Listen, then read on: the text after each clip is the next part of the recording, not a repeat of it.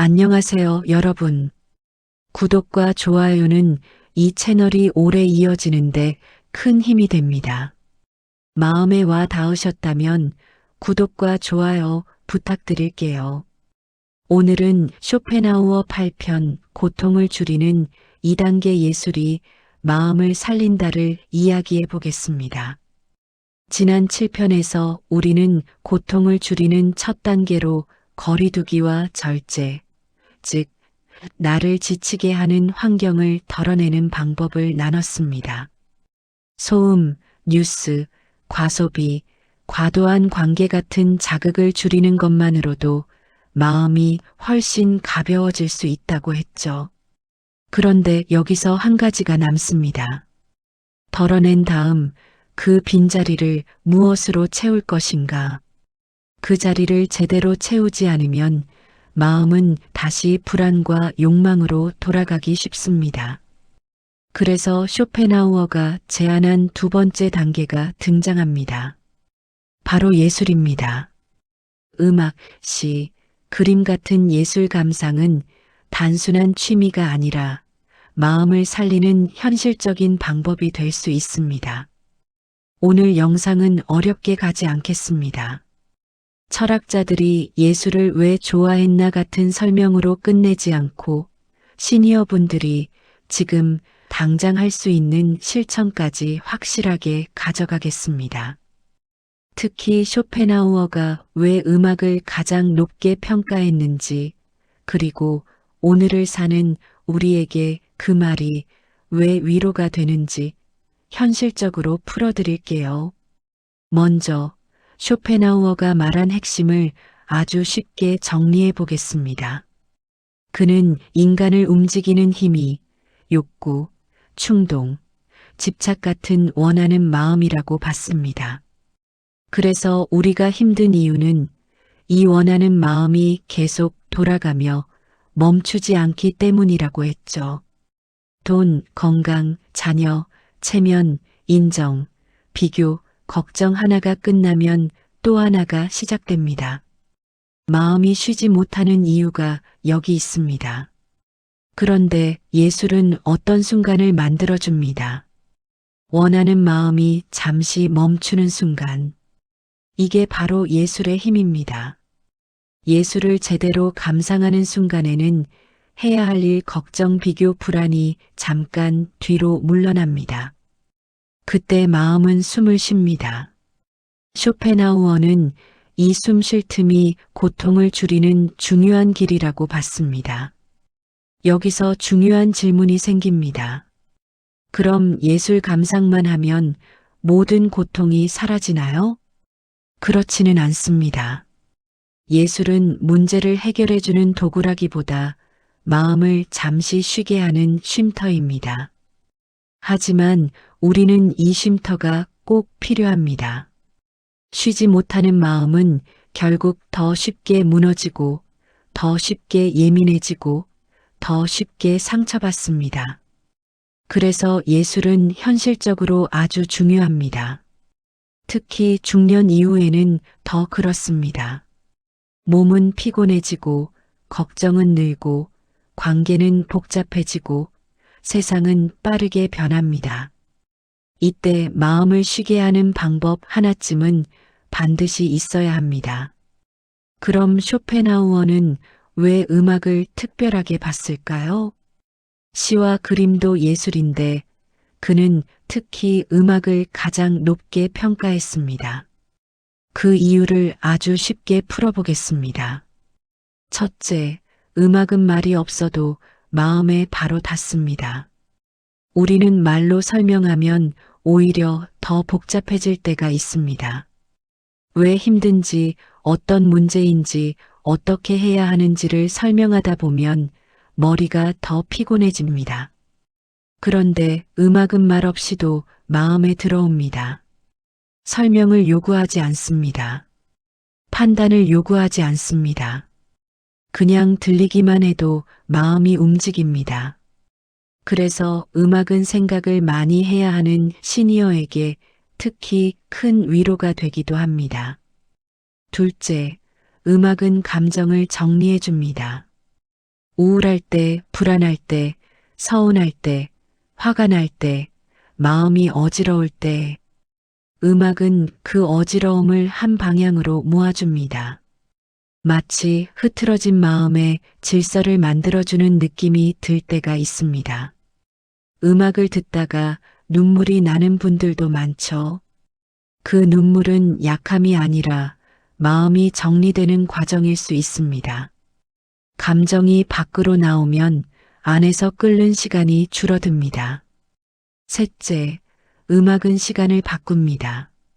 우리가 힘들 때는 시간이 무겁게 흘러갑니다. 걱정할 때는 시간이 더디고, 외로울 때는 시간이 길고, 불안할 때는 밤이 길죠.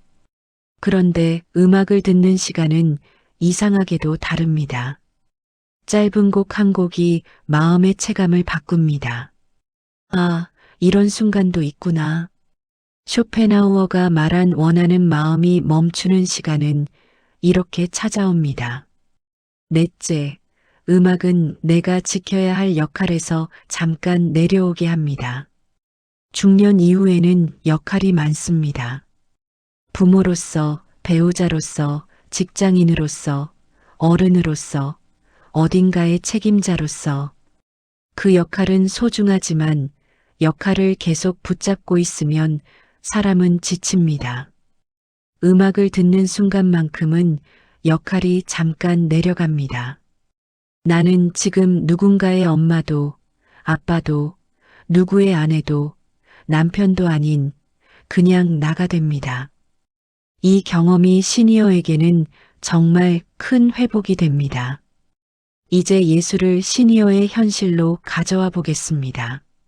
많은 분들이 예수를 이렇게 생각합니다. 예술은 여유 있는 사람들만 하는 거 아닌가? 그림 보러 갈 시간도 없는데. 시를 읽으면 뭐가 달라지나?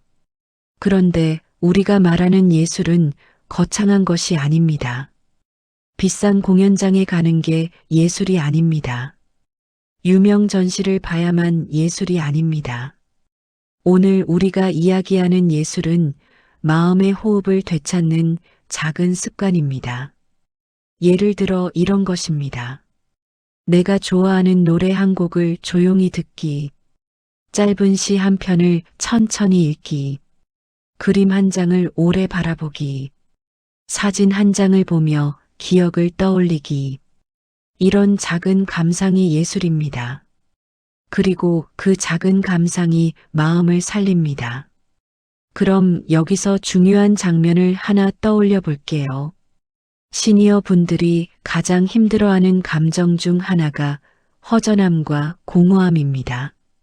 자녀가 독립하고 집이 조용해질 때, 은퇴 후 하루가 길어질 때, 사람 만나는 일이 줄어들 때, 몸이 불편해져 각각 활동이 줄어들 때, 그때 마음에 공백이 생깁니다.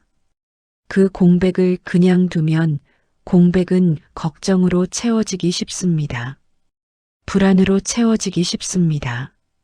비교로 채워지기 쉽습니다. 그래서 예술이 필요합니다. 예술은 공백을 억지로 채우는 게 아니라 공백을 쉴 수 있는 공간으로 바꿔줍니다. 공허함이 고요로 바뀌는 경험. 이것이 예술이 주는 선물입니다. 이제 오늘 영상의 실천으로 넘어가겠습니다. 하루 10분, 목적 없는 감상. 여기서 핵심은 목적 없는입니다. 우리는 무엇이든 목적을 붙이는 습관이 있습니다. 운동도 건강을 위해, 독서도 지식을 위해, 모임도 인맥을 위해. 그런데 예술 감상까지 목적을 붙이면 예술은 쉼이 아니라 또 다른 숙제가 됩니다. 이 곡을 들으면 마음이 좋아져야 해. 이 시를 읽고 깨달아야 해. 이 그림을 보고 감동해야 해. 이런 목적은 오히려 마음을 더 긴장시킵니다. 그래서 오늘 실천은 단순합니다. 그냥 감상하기. 좋아져도 좋고, 안 좋아져도 좋고, 감동이 와도 좋고, 안 와도 좋습니다. 중요한 건 원하는 마음이 멈추는 시간을 10분이라도 만드는 겁니다. 그럼 어떻게 하면 시니어 분들이 쉽게 할 수 있을까요? 3가지 실천으로 나눠드리겠습니다. 음악 낭독, 전시 감상입니다. 3가지 중 하나만 해도 됩니다.